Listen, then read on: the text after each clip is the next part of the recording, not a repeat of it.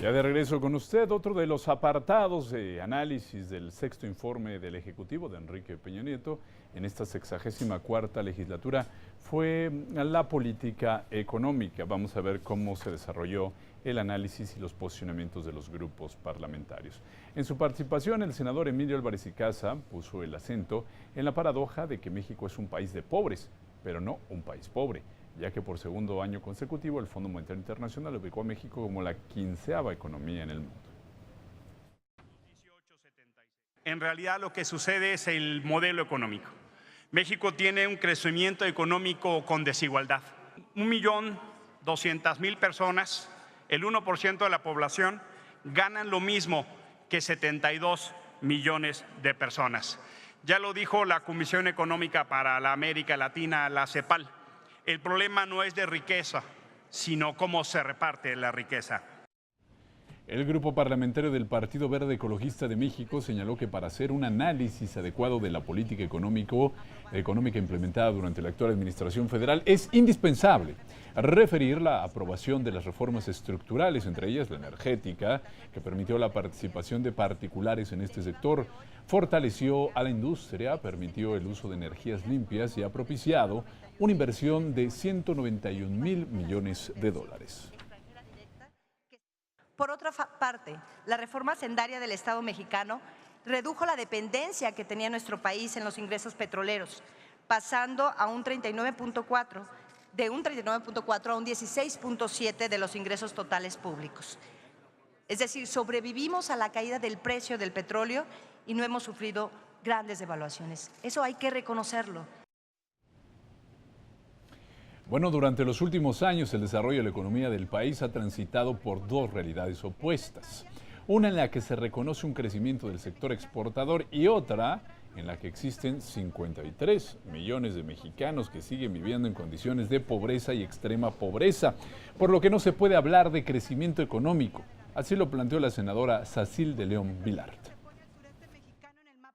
Es de vital importancia generar las condiciones adecuadas para que México se ponga a la altura de los desafíos económicos que vendrán en los próximos años. Debemos dejar atrás los problemas de inseguridad, de empleos mal pagados, la inflación, la mala distribución del ingreso, empezar a apostarle a la productividad. Para ello es indispensable generar fortalecimiento del mercado interno y a la vez atraer inversión extranjera. Al asegurar que el gobierno federal tuvo un amplio dispendio y no se abocó en las necesidades del país, la senadora Giovanna Bañuelos refirió que la pobreza es el embrión del desastre nacional. Mientras el Ejecutivo viaja en un avión de 7.500 millones de pesos, el ingreso promedio mensual de los habitantes de Chiapas, Guerrero, Oaxaca, Hidalgo y Veracruz no alcanza para cubrir la canasta básica. Hablamos de un estimado de 27 millones de habitantes. Lo que sí es medible es que hemos tenido el crecimiento económico más bajo en los últimos 5 sexenios. Para el diputado Juan Fósil Pérez, para el senador Juan Fósil Pérez, el balance económico del actual sexenio se resume en pobreza y deuda, ya que durante los pasados 5 años el incremento del Producto Interno Bruto fue de 2.4%, bajando en el último año a 2.1%, casi el promedio obtenido durante los últimos 18 años, lo que no ha sido suficiente para crecer al ritmo que demanda el país.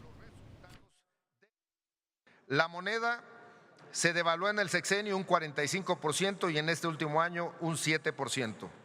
Los precios han crecido en el primer semestre el 4.65%, la inflación sigue creciendo. En cambio, el salario mínimo aumentó en el sexenio el 36.15%. Y al abordar el tema de los empleos creados durante la actual administración, el senador Samuel García reconoció que se incrementaron las opciones de trabajo como sostiene el gobierno federal, pero aclaró que son empleos menores en donde se pagan 2 salarios mínimos.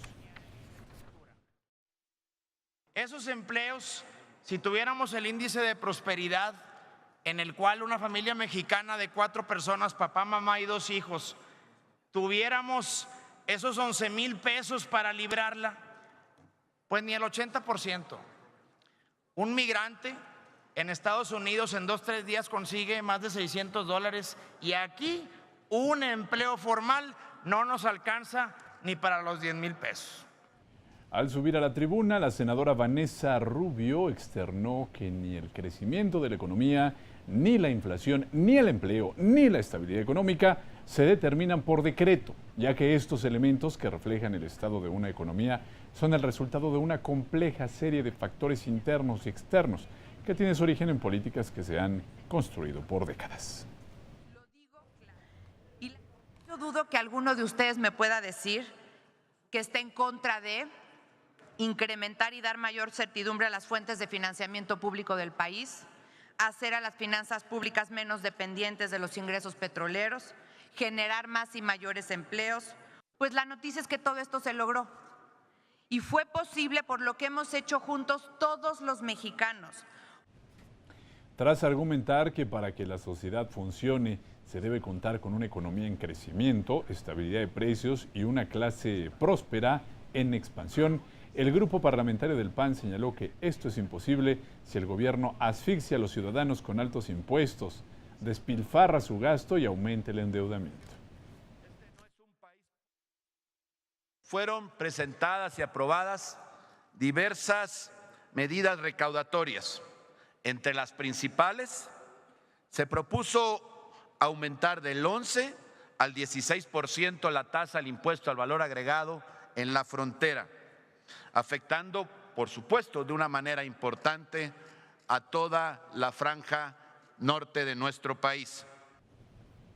Bueno, y para el grupo parlamentario Morena, en el actual sexenio que está por terminar, se dio un gran contraste al presentarse, por un lado, una dinámica creciente de ingresos públicos, aunada con una inexplicable ineficiencia del gasto.